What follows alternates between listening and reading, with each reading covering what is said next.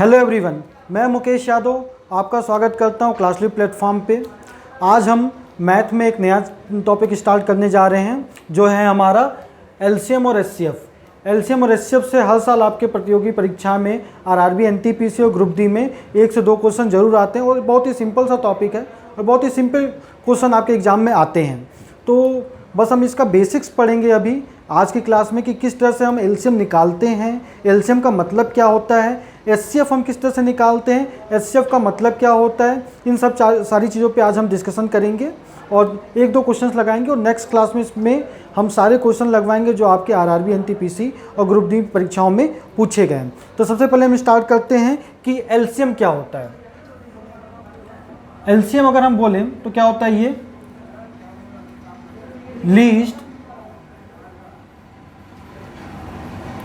Common multiple, Hindi में इसको बोलते हैं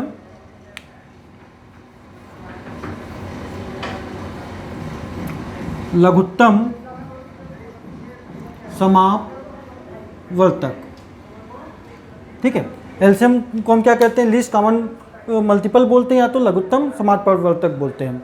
अब इसमें एलसीएम होता क्या है, तो एक चीज़ आप नोट कर लीजिए कि वह छोटी से छोटी संख्या जिसमें दी गई संख्याओं से भाग देने पे हमारा शेषफल 0 हो, अर्थात वो छोटी से छोटी संख्या जो दी गई संख्याओं से पूर्णतः विभाजित हो, वो क्या कहलाता है, उन संख्याओं का एलसीएम कहलाता है। ठीक है, तो एलसीएम ज्ञात करने के हमारे पास 2 तरीके होते हैं। एलसीएम को अगर किसी संख्या के एलसीएम फाइंड आउट करना है तो हमारे पास 2 तरीका होता है। एक क्या होता है,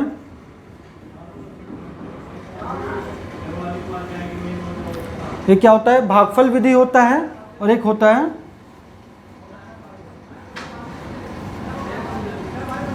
गुणनखंड विधि होता है।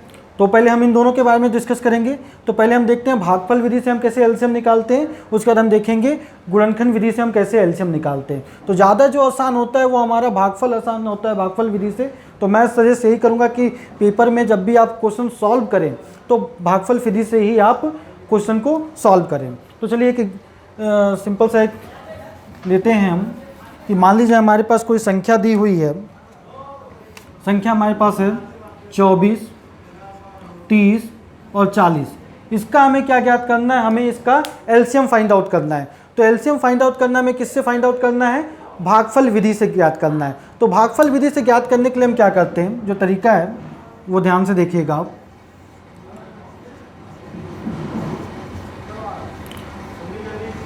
हम इन 24, 30 और 40 को डिवाइड करते हैं। डिवाइड किससे करते हैं ये जानना आपके लिए ज़रूरी है। डिवाइड हम क्या करते हैं, प्राइम नंबर से करते हैं।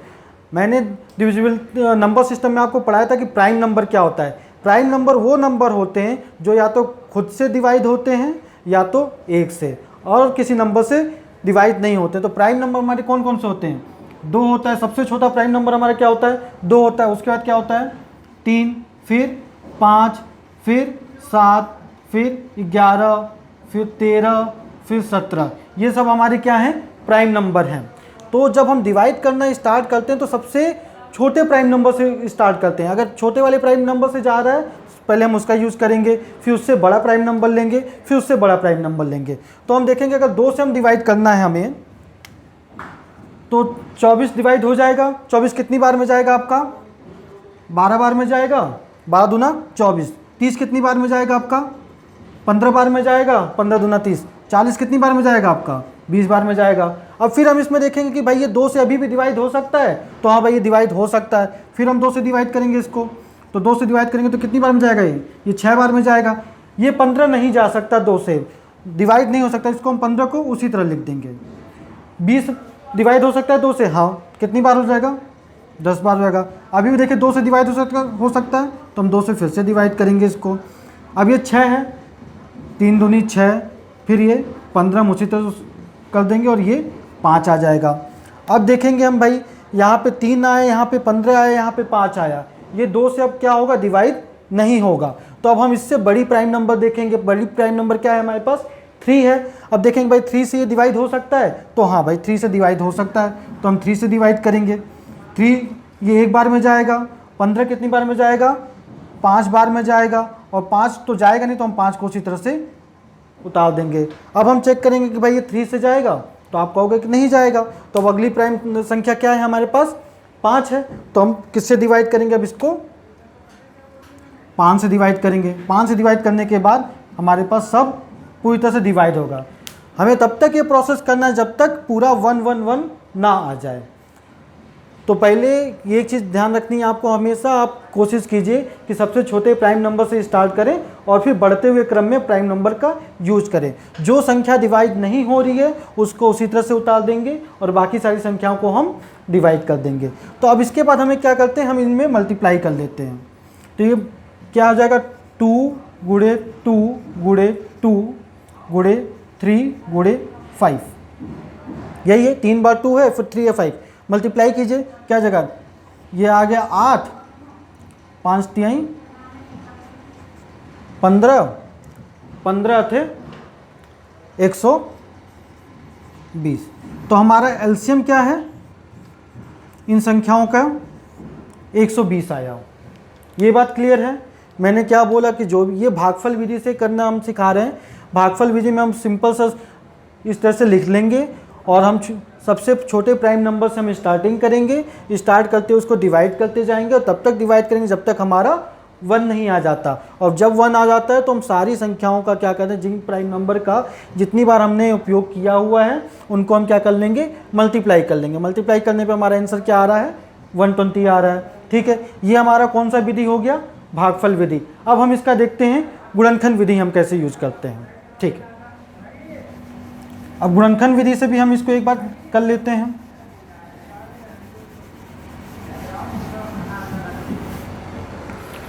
गुणनखंड विधि करने के लिए क्या करते हैं, हम तीनों का अलग अलग गुणनखंड करते हैं। तीनों का अलग अलग गुणनखंड किस तरह से करेंगे, मान लीजिए 24 है, पहले 2 से किया कितनी बार आया 12, फिर 2 से किया कितनी बार गया 6, फिर 2 से किया कितनी बार गया 3। यानी 24 का जो गुणनखंड आया हमारे पास वो क्या आया, 2 गुणे 2 गुणे 2 गुणे 3 आया। ये बात क्लियर। फिर हम इसी तरह से क्या करते हैं, 30 का कर लेते हैं। तो 2 से कितनी बार में जाएगा, 5 बार जाएगा। फिर ये 2 से जाएगा नहीं, ये 3 से जाएगा, ये 5 बार जाएगा। ये फिर कितने से जाएगा, 5 से। यानी 30 का क्या हो जाएगा हमारा, 2 गुणे 3 गुणे 5। ये क्लियर है। अब हम एक बार 40 का भी कर लेते हैं। 40 का हम करेंगे तो सबसे पहले 2 से डिवाइड करेंगे।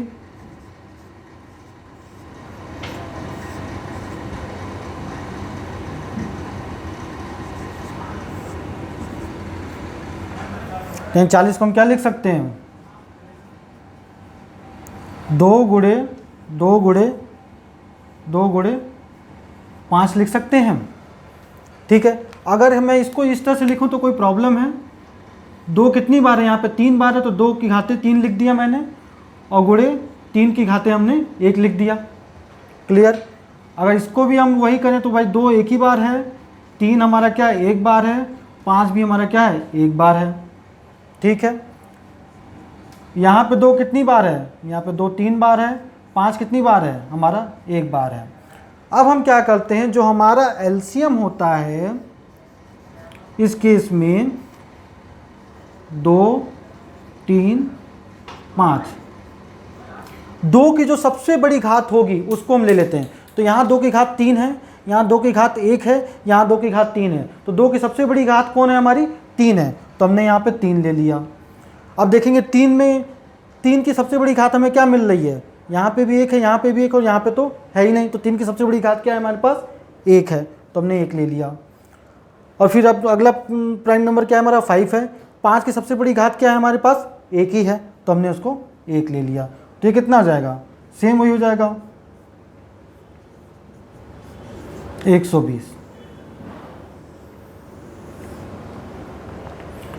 तो दोनों तरीके से तो आंसर तो सेम ही आना है, लेकिन इसमें क्या है, गुणनखंड आपको करना है और जो सबसे बड़ी घात है वो जितने भी प्राइम नंबर आपने यूज किए हैं गुणनखंड में उनकी घात का हमें मल्टीप्लाई कर लेना है, तो हमारा क्या आ जाएगा, एलसीएम आ जाएगा। तो दोनों तरीका आपने सीख लिया कि हम भागफल विधि से कैसे एलसीएम निकालते हैं और ये गुणनखंड विधि से हम कैसे एलसीएम निकालते हैं। तो आपको आई होप एलसीएम निकालना तो आ गया होगा कि किसी संख्या का अगर एलसीएम आपको निकालना हो कि दी गई संख्याओं का एलसीएम तो आप आसानी से ज्ञात कर सकते हैं। ठीक है, चलिए आगे बढ़ते हैं इसी में।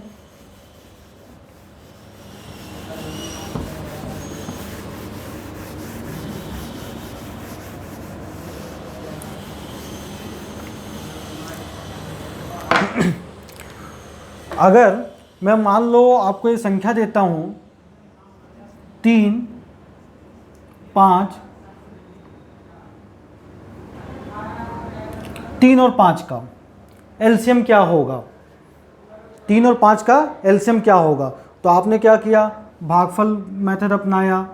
3, 5 ये कितनी बार में, 2 से तो जा नहीं रहा है यहाँ पे कुछ भी, तो 3 से आपने किया, ये एक बार गया, 5 बचा, फिर 5 से किया तो एक बार गया, तो आपने मल्टीप्लाई कर लिया, कितना आया, 15। 3 और 5 तो इसका आंसर कितना आया हमारे पास, 15 आया। अब मान लीजिए आपने अगर 5 और 7 का मैं निकालने के लिए कहूँ कि 5 और 7 का एलसीएम क्या होगा, तो आपने भाई फिर से मेथड अप्लाई किया, ये 5 बार में जाएगा, 7 उसी तरह उतरेगा और फिर अगला 7 बार में जाएगा, तो इसका एलसीएम कितना हुआ, 7 पचे 35। तो आपने अगर ध्यान दिया होगा यहाँ पे एक चीज़ आपने कॉमन पाई होगी कि यदि ये 3 क्या है, 3 किस तरह की संख्या है, एक प्राइम नंबर है, अभाज्य संख्या है, और 5 भी क्या है, हमारी प्राइम नंबर है। यहाँ पे 5 क्या है, प्राइम नंबर, और 7 भी क्या है, प्राइम नंबर है। तो यानी इसका कहने का मतलब ये है कि जब भी हमारा कोई ऐसा क्वेश्चन रहेगा जहाँ पे प्राइम नंबर्स दिए होंगे केवल, तो उनका जो एलसीएम होगा उनके गुणनफल के बराबर होगा। यानी 3 और 5 हमारे प्राइम नंबर हैं, तो इनका एलसीएम क्या होगा, हमेशा इनके गुणनफल के बराबर ही होगा। ये 5 और 7 क्या है, प्राइम नंबर हैं, तो इनका गुणनफल हमारा बराबर ही। प्राइम नंबर और कौन कौन से हो सकते हैं, जब मान लीजिए हमारा 37 भी प्राइम नंबर है, 43 भी हमारा प्राइम नंबर है, तो इसका भी अगर एलसीएम हमें निकालना होगा तो हमें कुछ नहीं करना है, क्योंकि हम ये संख्या किसी से विभाजित होती ही नहीं है, इसलिए हम इसका किसी से भाग दे नहीं सकते। तो सिंपल से आपको क्या करना, अगर आपको प्राइम नंबर मिल गया तो सीधे आप उसका मल्टीप्लिकेशन कर देंगे, गुणनफल कर देंगे, और जो भी हमारा आंसर आएगा वो हमारा क्या होगा, उसका एलसीएम होगा। इसी तरह का एक क्वेश्चन आया हुआ है पिछले सालों में, मैं आपको एक क्वेश्चन करा देता हूँ।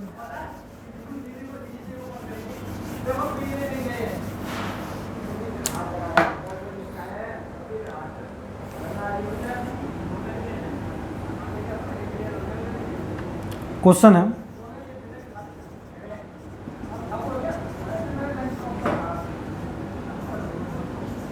दो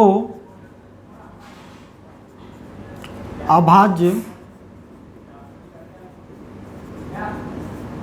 संख्याओं का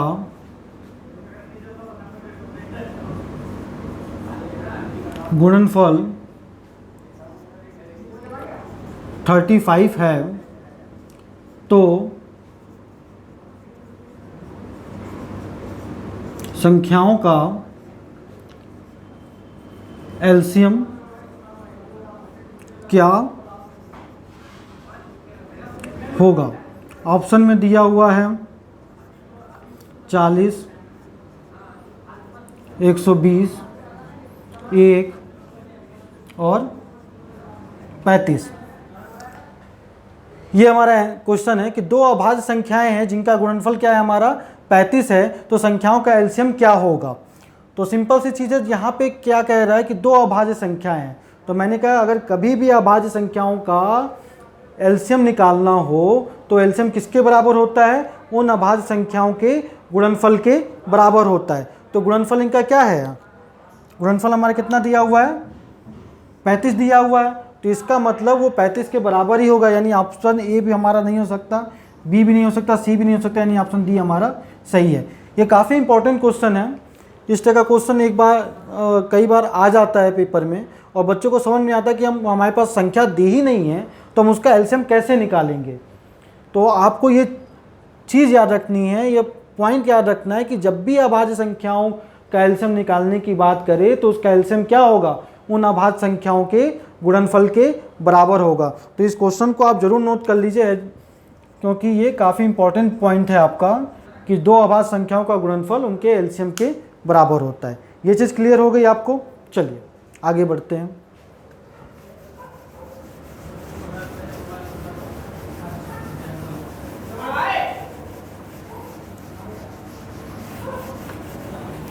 तो एलसीएम आपको निकालना आ गया। चलिए हम एचसीएफ के बारे में भी जान लेते हैं कि एचसीएफ कैसे निकाला जाता है। एचसीएफ हमारा क्या होता है भाई, सॉरी, एचसीएफ का फुल फॉर्म होता है हाईएस्ट कॉमन फैक्टर, हिंदी में कहते हैं इसको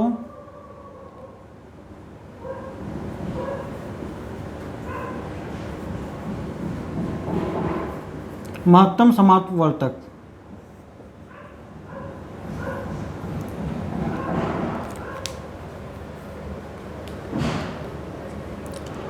हाईएस्ट कॉमन फैक्टर। तो देखिए एक चीज़ आपको ध्यान रखनी है कि एलसीएम आपका क्या होता है। एलसीएम क्या होता है हमारा, ऐसी संख्या जो दी गई संख्याओं से पूर्णतः विभाजित होती हो, और वो संख्या क्या होती है, सबसे छोटी संख्या होनी चाहिए, वो हमारा होता है एलसीएम। और एचसीएफ क्या होता है, ऐसी संख्या जो दी गई संख्याओं को उस संख्या से भाग देने पर हमारा शेषफल क्या है, 0 आए।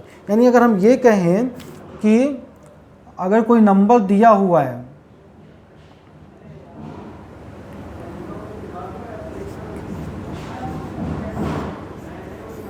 एलसीएम में सारी संख्याओं से भाग देने पे हमारा क्या होना चाहिए, शेषफल क्या होना चाहिए, 0 होना चाहिए। और एचसीएफ से उन संख्याओं में भाग देने पर शेषफल हमारा क्या होना चाहिए, 0 होना चाहिए।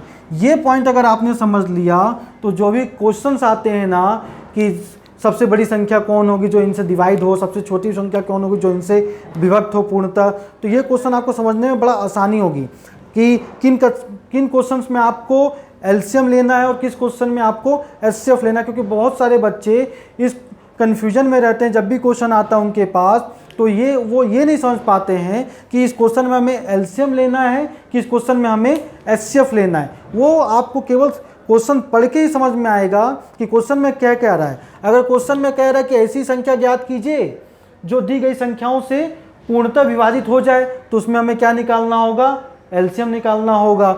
और जब ऐसा कहा जाए कि भाई ऐसी संख्या ज्ञात कीजिए जो एचसीएफ दी गई संख्याओं को पूर्णतः विभाजित कर दे, तो उस कंडीशन में हमें क्या निकालना पड़ेगा, एचसीएफ निकालना होगा। ये चीज़ आप नोट कर लीजिएगा कि एचसीएफ से हमेशा हमें भाग देना होता है और एलसीएम में हमेशा हमें भाग देना होता है। ठीक है, ये चीज़ क्लियर हो जाएगी तो आपको बहुत सारी चीज़ें क्लियर हो जाएंगी।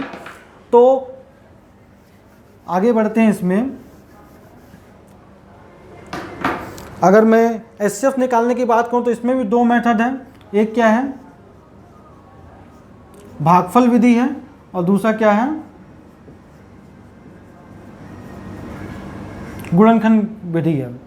तो पहले हम भागफल विधि देखते हैं और गुणनखंड विधि देखते हैं। लेकिन मैं सजेस्ट करूंगा कि जैसे आप एलसीएम निकालने में भागफल विधि का यूज कर रहे थे, तो एचसीएफ निकालने में आप हमेशा गुणनखंड विधि का यूज करेंगे तो जल्दी से आपका आंसर निकल जाएगा।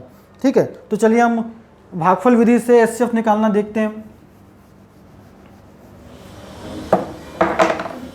मान लेते हैं हमारे पास कोई संख्या क्या है, वही संख्या प्रीवियस वाली ले लेते हैं, 24, 30, 40। इसका हमें क्या करना है, एचसीएफ निकालना है। किस मेथड से निकालना है, भागफल विधि से निकालना है। तो सबसे पहले हम क्या करते हैं कि कोई भी 2 संख्या ले लेते हैं। मान लीजिए ये 2 संख्या आपने ले ली। अब क्या करेंगे हम, 24 से किस में भाग देंगे, हम 30 में भाग देंगे। एक बार में जाएगा, शेषफल कितना बचा आपका, 6 बचा। शेषफल हमारा कितना बचा, 6 बचा। अब इस 6 से किस में डिवाइड करेंगे हम, ये इस वाली संख्या में डिवाइड करेंगे 24 में। अभी कितनी बार जा रहा है, शेषफल हमारा क्या हो गया, 0। अगर यहाँ पे 0 नहीं आता, मान लीजिए अगर यहाँ पे 2 आ जाता, तो फिर हम 2 से किस में भाग देते हैं, 6 में। ये प्रोसेस तब तक चलता रहता है जब तक यहाँ पे शेषफल हमारा 0 ना आ जाए। तो 6 से भाग देने में हमारा शेषफल क्या आया है, 0 आया है। अब हमारे पास एक संख्या और बची हुई है, क्या बची हुई है, 40। अब उस 40 में क्या करेंगे हम, 6 से भाग देंगे। इसके बाद 6 से भाग देंगे 40 में, तो कितना है, 6 छाप 36। शेषफल कितना है हमारे पास, 4 आया। अब 4 में हम क्या करेंगे, ऊपर वाली संख्या को भाग देंगे, क्या आ जाएगा हमारा 6। और ये भी कितनी बार में जाएगा, एक बार में जाएगा। हमारा शेषफल कितना बचा, अभी भी 2 बचा। तो अभी फिर हमसे प्रोसेस हम कंटिन्यू रखेंगे। तो 2 से किस में भाग देंगे हम, 4 में भाग देंगे, कितनी बार में जाएगा, 2 बार में जाएगा। यानी 2 से पूरी तरह से संख्याएं विभाजित हो जा रही हैं। तो 2 हमारा क्या होगा, इन संख्याओं का एचसीएफ होगा। यानी इसका अगर एचसीएफ की बात करें तो क्या होगा, हमारा 2 होगा। किसका एचसीएफ है ये, 24, 30, 40 का। और कौन सी विधि से आपने निकालना सीखा है, भागफल विधि से निकालना सीखा है। भागफल विधि से निकालने के लिए हम क्या करते हैं, हमेशा भाई 2 संख्याएं हम ले लेंगे, एक संख्या से दूसरी संख्या में हम भाग देना चालू करेंगे, और तब तक भाग देंगे जब तक हमारा वो संख्या पूरी तरह से डिवाइड ना हो जाए, जब तक शेषफल हमारा 0 ना आ जाए। और जिस संख्या से हमारा शेषफल 0 आएगा, उस संख्या से हम फिर तीसरी संख्या में भाग देना चालू करेंगे, और तब तक भाग देते रहेंगे जब तक हमारा शेषफल 0 ना आ जाए। जो लास्ट की संख्या आएगी वही हमारा क्या होगा, वो एचसीएफ होगा। तो ये हमारा कौन सा मेथड है, हमारा भागफल विधि है। चलिए अब इसका हम गुणनखंड विधि देख लेते हैं। गुणनखंड विधि से हम एचसीएफ कैसे निकालते हैं, जो कि काफ़ी आसान है, और मैं सजेस्ट करूँगा कि आप वही यूज करें। तो इस कंडीशन में कितना आया है, 2 आया है। कंडीशन तो कोई भी रखेंगे आप, आंसर तो एक ही आएगा, बस तरीके से मतलब है कि किस तरीके से आपका ज़्यादा इजी से हो जा रहा है। गुणनखंड विधि से करने के लिए सिंपल सा वही मेथड अपनाएंगे। 24 का गुणन फैक्टर निकालेंगे, 30 का फैक्टर निकालेंगे, और 40 का फैक्टर निकालेंगे। तो 24 के लिए भाई हमारा क्या था, 2 से किए थे 12, 2 से किए थे 6, फिर 2 से किए थे 3, और 3 से किए थे तो 1, ये आया। तो इसको हम ये लिख सकते हैं भाई, 2 गुणे 2 गुणे 2 गुणे 3, 2 दूनी 4, 3 12, 2 दूनी 4, 4 दूनी 8, 3 का 24, ठीक है। अब 30 का हम करते हैं, 2 से करेंगे तो 15, 3 से करेंगे तो 5, 5 से करेंगे तो 1। इसका क्या आया, 2 गुणे 3 गुणे 5। 40 का करेंगे तो क्या आएगा, ये 20 बार में जाएगा, 10 बार में जाएगा, फिर 5 बार में जाएगा, फिर 1 बार में। तो कितना हो जाएगा, 2 गुणे 2 गुणे 2 गुणे 5, ठीक है। अब इसमें हमें क्या करना है, जैसा एचसीएफ का होता है कि कॉमन फैक्टर हमें लेना होता है, सबसे जो कॉमन होता है उसको ही हम चुनते हैं। तो इसमें कॉमन क्या है हमारा, आप ध्यान से देखेंगे भाई, ये 1 2 तो कॉमन मिल गया हमें,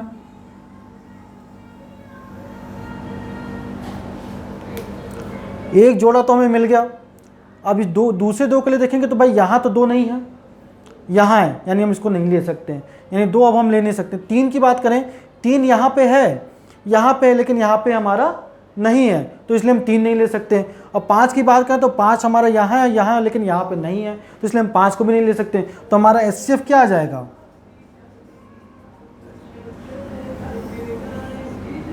2 आ जाएगा। तो ये मेथड ज़्यादा इजी है, तो आप इसको यूज करें, ठीक है। चलिए नेक्स्ट चलते हैं। तो दोनों मेथड आपको आई होप समझ में आ गए होंगे कि भागफल विधि से कैसे एचसीएफ निकालते हैं, और गुणनखंड विधि से हम कैसे एचसीएफ निकालते हैं। चलिए, जैसे अगर मैं ये कहूँ आपसे 5 और 7 का एचसीएफ कितना होगा, तो भाई अगर आप गुणनखंड विधि से निकालते हो तो 5 का अगर आप गुणनखंड करो तो क्या होगा, आप इसको ये लिख सकते हो 1 गुणे 5, ये लिख सकते हो ना, इसके सिवा तो और कुछ लिख नहीं सकते हो। इसको ब्रेक आप कर नहीं सकते हो। 7 को अगर करोगे तो इसको भी यही लिख सकते हो। तो इस कंडीशन में क्या होगा, इसका एचसीएफ क्या होगा, क्योंकि 5 और 7 में कुछ भी कॉमन नहीं है सिवाय किसके, 1 के। 1 के सिवा कुछ भी कॉमन नहीं है। तो इस कंडीशन में क्या हो जाएगा, इसका जो एचसीएफ होगा वो किसके बराबर हो जाएगा, 1 के बराबर होगा। ये बात क्लियर है आप लोग को, किसका एचसीएफ कितने के बराबर होगा, 1 के बराबर होगा। अगर मैं कहूं कि भाई 5 7 है, चलिए इसमें 9 भी ले लेते हैं, इसमें 11 भी ले लेते हैं, 9 मत लीजिए आप, 11 ले लीजिए, 13 ले लीजिए, 5 7 11 13 ले लिए। इसमें भी अगर आप करेंगे तो वही होगा, ये 5 होगा, ये 7 होगा, 11 भी डिवाइड होगा नहीं किसी से, 11 हो जाएगा, ये 13 भी डिवाइड नहीं होगा किसी से, 13 हो जाएगा। तो कॉमन क्या बचा आपका, कॉमन बचा आपका 1। और अगर मैं ये लिखूं, एक सिंपल सा और ले लेते हैं, आपको ज़्यादा समझ में आ जाएगा, 5 4 7, 5 4 7 का अगर हमें एचसीएफ निकालना हो तो 5 को तो हम लिखेंगे तो भाई क्या लिखेंगे, 1 गुणे 5 लिखेंगे। 4 को क्या लिख सकते हैं, 2 गुणे 2 लिख सकते हैं। 7 को क्या लिख सकते हैं, 1 गुणे 7 लिख सकते हैं। तो कॉमन हमारा क्या मिला, कॉमन में भी हम यहाँ पे इसको मल्टीप्लाई बाई 1 कर सकते हैं, कोई फ़र्क पड़ेगा नहीं पड़ेगा। तो कॉमन हमारा क्या मिल रहा है, कॉमन हमारा ये 1 मिल रहा है।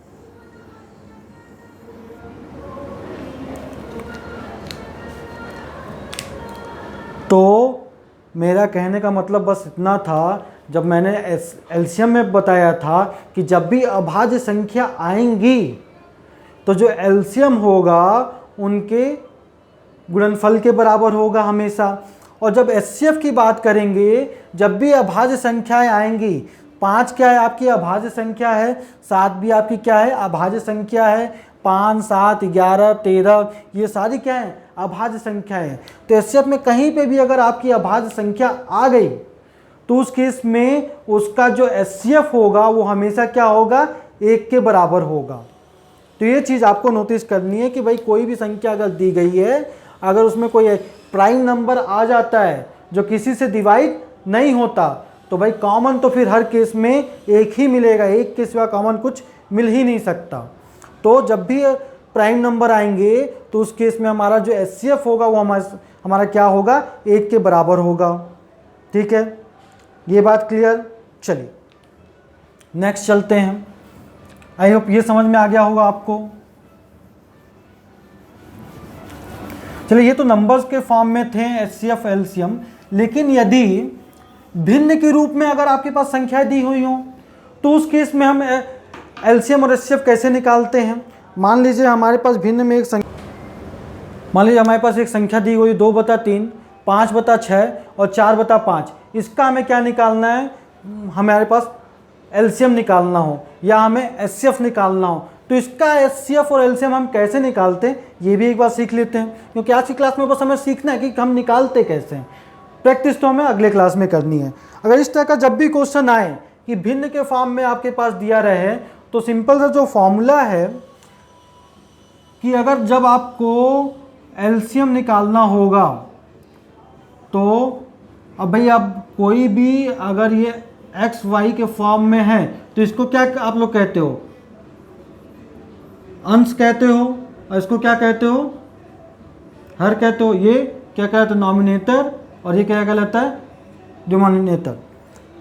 तो आप क्या करोगे, हमेशा अंश का क्या लोगे, एलसीएम, और हर का क्या लोगे आप, एचसीएफ। ये फॉर्मूला आपको याद रखना है कि जब भी आप एलसीएम की बात करोगे, भिन्न वाले जो भी डिजिट आपके पास दिए हुए हैं, तो उसमें अंश का आप क्या लोगे, हमेशा एलसीएम लोगे, और हर का क्या लोगे, हमेशा एचसीएफ लोगे। और इसी के अपोजिट अगर आपको एचसीएफ निकालने के लिए बोल दें इन संख्याओं का, इन्हीं संख्याओं का जो भिन्न में संख्याएं दी हुई हैं, इनका अगर हमें एचसीएफ निकालना हो तो हमें बस सिंपल सा कुछ नहीं करना है, इसी फॉर्मूले को हमें क्या करना है, पलट देना है। तो अब क्या करोगे भाई, आप अंश का क्या निकालोगे, अंश का एचसीएफ निकलेगा और हर का एलसीएम निकलेगा इस केस में। ये बात क्लियर है? ठीक है। तो एलसीएम निकालना हो तो एलसीएम ऊपर रहेगा और एचसीएफ निकालना हो तो एचसीएफ ऊपर रहेगा। इस बात से भी आप समझ सकते हो कि जो चीज़ हमें निकालनी है उसको हमेशा उसको ऊपर रखना है। एलसीएम की जगह एलसीएम ऊपर है, एचसीएफ की जगह एचसीएफ ऊपर है। ठीक है, चलिए अगर हम इसका एलसीएम निकालते हैं तो क्या होगा हमारा,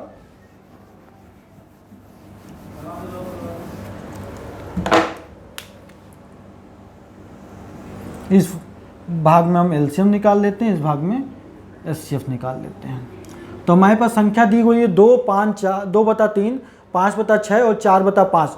तो एलसीएम निकालने के लिए हम क्या करते हैं, अंश का हम एलसीएम निकालते हैं। तो अंश का एलसीएम निकालेंगे तो भाई क्या आ जाएगा,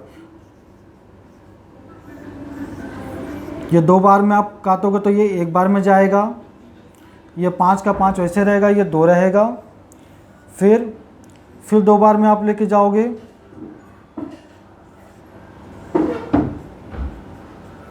कितना जाओ, 2 दूनी 4, 4×5 20, ये 20 हुआ। और इसका क्या करोगे आप, एचसीएफ निकालोगे। तो एचसीएफ निकालने के लिए क्या करो, 3 का गुणनखंड करोगे तो क्या होगा, 1/3 होगा। 6 का गुणनखंड करोगे क्या होगा, 2×3 होगा। और 5 का गुणनखंड करोगे क्या होगा, 1×5 होगा। तो कॉमन कुछ भी है, कॉमन तो कुछ भी नहीं है, क्योंकि भाई 3 और 5 क्या है, आपका अभाज्य संख्या है। तो इस केस में कॉमन क्या होगा हमारे पास, सिर्फ और सिर्फ 1 होगा। तो भैया हमारा 20/1, यानी इस केस में जो हमारा एलसीएम होगा वो क्या होगा, 20 के बराबर होगा। ये बात क्लियर है? ठीक है। अब एचसीएफ निकालना है हमें। एचसीएफ निकालने के लिए हम क्या करेंगे, जो ऊपर वाली संख्या है उसका एचसीएफ निकालेंगे। तो ऊपर वाली संख्या का एचसीएफ निकालने के लिए हम क्या करेंगे, 2 का फैक्टर किए, 5 का फैक्टर किए, 4 का फैक्टर किए, तो हमारे पास एचसीएफ क्या आएगा, कॉमन हमारे पास क्या आया, कॉमन तो हमारे पास 1 आया। अंश का हमें एचसीएफ निकालना है और हर का हम क्या निकालेंगे, एलसीएम निकालेंगे। चलो हर का हमने क्या निकाल लिया, एलसीएम निकाल लिया। तो पहले 2 से डिवाइड करेंगे, 3 का 3 रहेगा, ये 3 बार में जाएगा 5। फिर 3 से डिवाइड करेंगे, ये 1 बार में, ये 1 बार में, ये 5 बार में। और फिर ये 5 से डिवाइड करेंगे तो सब पूरी तरह से डिवाइड हो गया। तो क्या जाएगा, 3 दूनी 6 और 6×5 30। यानी एलसीएम क्या आया, 30 आया और एचसीएफ क्या आया, 1 आया। तो अगर टोटल की बात करें एचसीएफ की तो 1/30।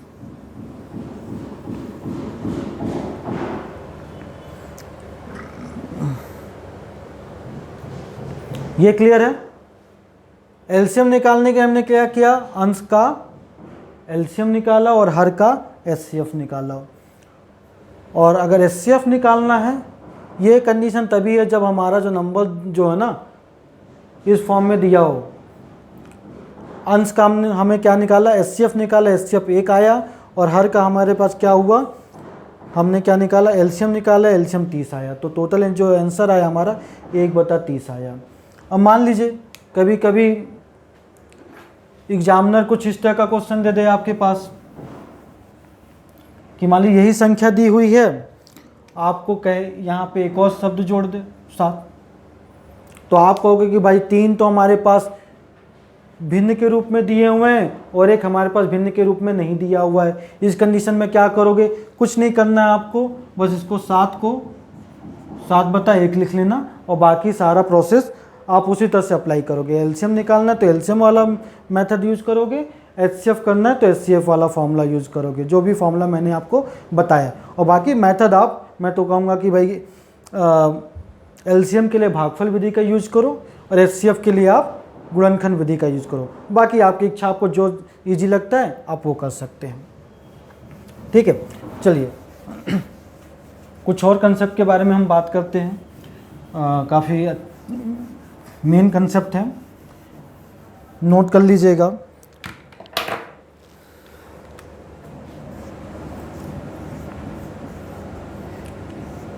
नोट में कर लीजिएगा कि अगर दो संख्याएं हैं हमारी a और b,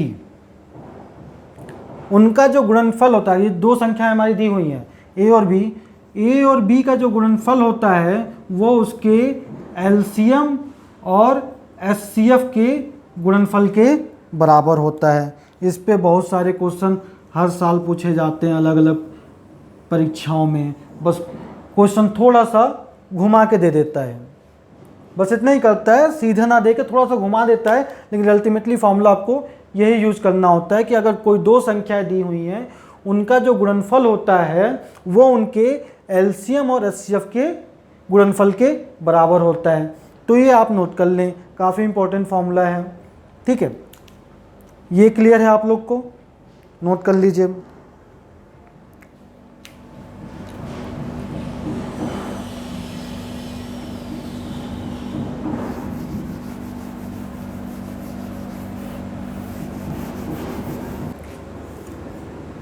क्वेश्चन है,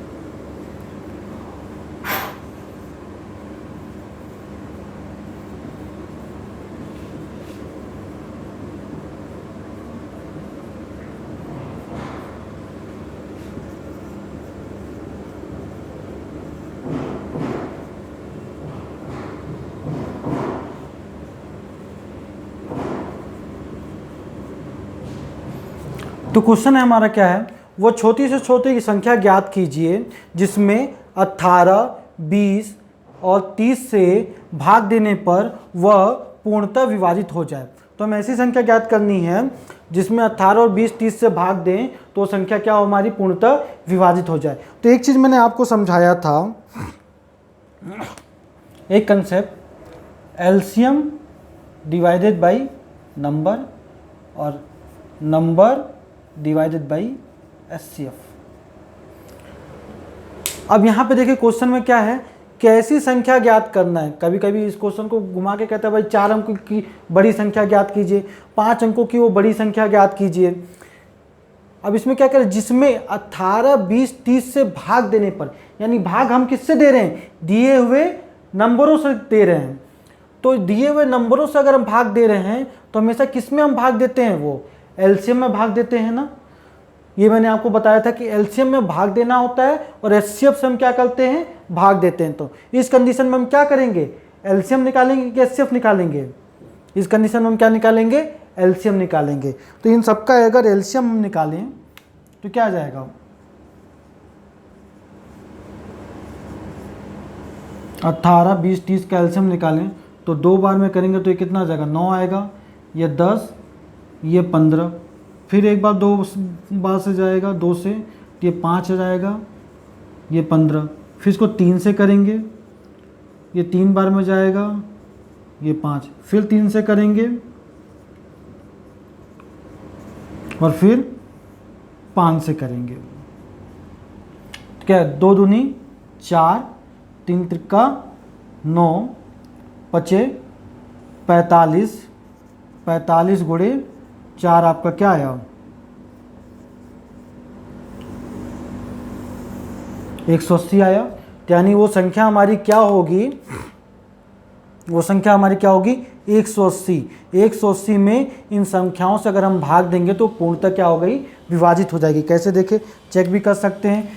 180 अगर हमारी संख्या है, 18 से भाग देंगे तो 10 बार में जाएगा, 20 से भाग देंगे तो कितनी बार में जाएगा, 9 बार में चला जाएगा, 30 से भाग देंगे तो कितनी बार में जाएगा, 6 बार में चला जाएगा। और वही सबसे छोटी संख्या है जो इन तीनों से पूर्णतः विभाजित होगी। तो क्वेश्चन आप समझ गए कि जब भी संख्या में भाग देने की बात की जाए, जिस संख्या है उनसे भाग देने की बात की जाए, तब हम क्या निकालते हैं, एलसीएम निकालते हैं। अब इसी में एक तरह का क्वेश्चन और पूछ लिया जाता है सिंपल सा। ये तो टाइप 1 हो गया, इस तरह के क्वेश्चन में टाइप 1 क्वेश्चन हो गया। टाइप 2 क्वेश्चन में क्या किया जाता है, ये चीज़ तो क्लियर हो गई, मैं रफ कर रहा हूँ इसको। टाइप 1 में क्या आया था हमारा 180 आया। अब क्या कहता है कि भाग देने पर पूर्णतः विभाजित नहीं हो रही है, वो क्या कह रहा है, अब टाइप 2 चेंज किया कि से भाग देने पर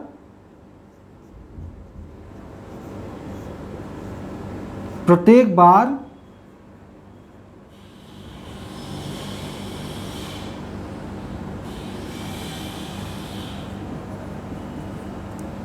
अब क्या करें कि प्रत्येक बार 7 शेषफल मिल जाता है। यानी अब उस संख्या में अगर हम 18 से भाग देते हैं तो हमारा शेषफल कितना बचता है, 7 बचता है। उस संख्या में हम 20 से भाग देते हैं तो शेषफल कितना बचता है, 7 बचता है। उस संख्या में हम 30 से भाग देते हैं तब भी शेषफल हमारा क्या बचता है, 7 बचता है। इस तरह का अगर क्वेश्चन दिया हो तो उस कंडीशन में क्या करेंगे, कंडीशन तो हमें वही है कि हम यहाँ पे भी एलसीएम ही निकालेंगे। तो एलसीएम आपने 18, 20 और 30 का एलसीएम निकाला तो कितने के बराबर आया आपका, 180 के बराबर आया।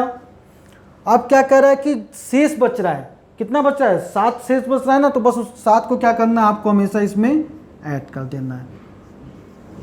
तो हमारा आंसर क्या हो जाएगा, 187।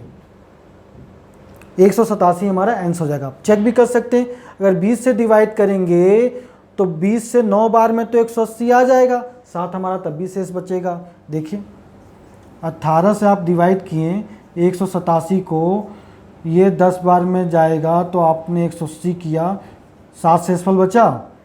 20 से डिवाइड करेंगे 187 को, ये 9 बार में जाएगा आपका, तब भी शेषफल क्या कितना बचा, 7 बचा। 30 से भी डिवाइड करेंगे आप 187 को 6 बार में, तब भी शेषफल क्या बचेगा, 7। तो हर केस में 7 बच रहा है। तो जब भी इस तरह का क्वेश्चन दिया रहे कि उनसे भाग देने पर शेषफल हमारा क्या मिल रहा है, कोई भी शेषफल मिले, x मिले, y मिले, मुझे उससे मतलब नहीं है। जो भी शेषफल मिलेगा एलसीएम निकालने के बाद आप उसको क्या करना है, एलसीएम में आपको उसको ऐड करना है। ये दूसरा टाइप है। जब भी इस तरह का क्वेश्चन रहे कि एलसीएम हमारा, अरे शेषफल हमारा मिल रहा है, कोई भी संख्या शेषफल मिल रही है, उस संख्या को एलसीएम निकालने के बाद हमें क्या करना होता है, ऐड करना होता है, वही हमारा क्या होता है, फाइनल आंसर होता है। ये दूसरा टाइप हो गया। अब देखिए तीसरा टाइप, तीसरे टाइप में क्या होता है,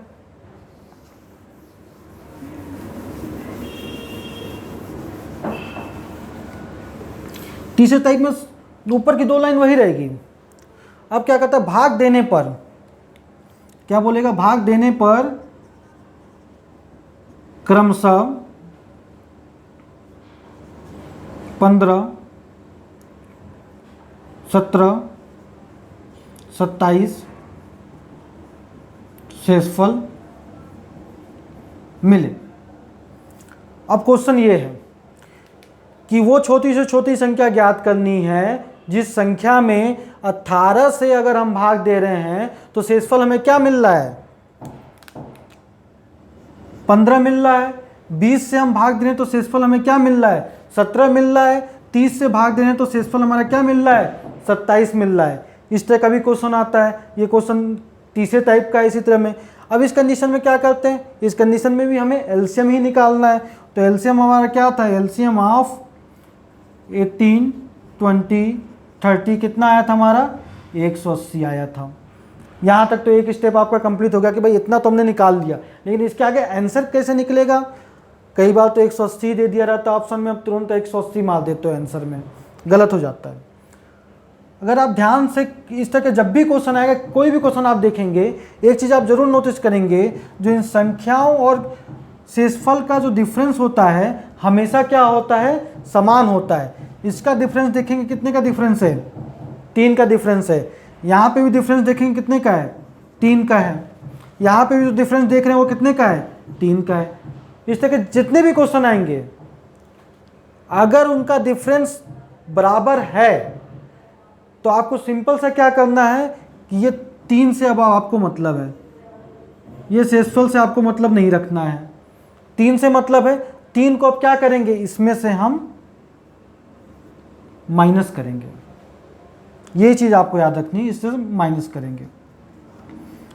अब आंसर क्या हो जाएगा हमारा 177 हो जाएगा। तो पहले केस में हमें कुछ भी माइनस नहीं करना था, जहाँ कोई भी शेषफल नहीं बच रहा था, वहाँ एलसीएम निकालते थे, वो हमारा आंसर हो जा रहा था। दूसरे केस में जब हमारा शेषफल समान था, मतलब एक ही शेषफल तीनों नंबर से मिल रहा है, तो उस शेषफल को हमें क्या करना था, एलसीएम में हमें ऐड करना था, एलसीएम में हमें ऐड करना था। और जब हमारा जो शेषफल था वो अलग अलग मिल रहा है, लेकिन नंबर और शेषफल का जो डिफरेंस है वो बराबर हो, जैसे 3 यहाँ पे भी 3, यहाँ पे भी 3, यहाँ पे 4 भी हो सकता है, 5 भी हो सकता है, 6 भी हो सकता है, जो डिफरेंस है वो बराबर हो, तो इस कंडीशन में हम क्या करते हैं, एलसीएम में से उस नंबर को हम क्या करते हैं, माइनस कर देते हैं। तो यही हमारा क्या हो जाता है, फाइनल आंसर हो जाता है। ये टाइप भी आपको समझ में आ गया होगा कि पहले के कंडीशन में कैसे करते हैं, दूसरे कंडीशन में कैसे करते हैं, तीसरे कंडीशन में हम कैसे करते हैं। ठीक है, तो आज जो मैंने पढ़ाया आपको अच्छे से समझ में आ गया होगा। अगर आपको नहीं समझ में आया होगा तो कमेंट में आप ज़रूर उसको बता दीजिएगा। तो नेक्स्ट क्लास जब भी आएगी मैं उसको एक बार फिर से बता दूंगा, और नेक्स्ट क्लास में हम इससे जितने भी और तरीके के क्वेश्चंस आते हैं वो हम आपसे डिस्कस करेंगे। ठीक है, तो हमारी क्लास को ज़्यादा से ज़्यादा शेयर करें, हमारे चैनल को सब्सक्राइब करें। ठीक है, ओके, थैंक यू।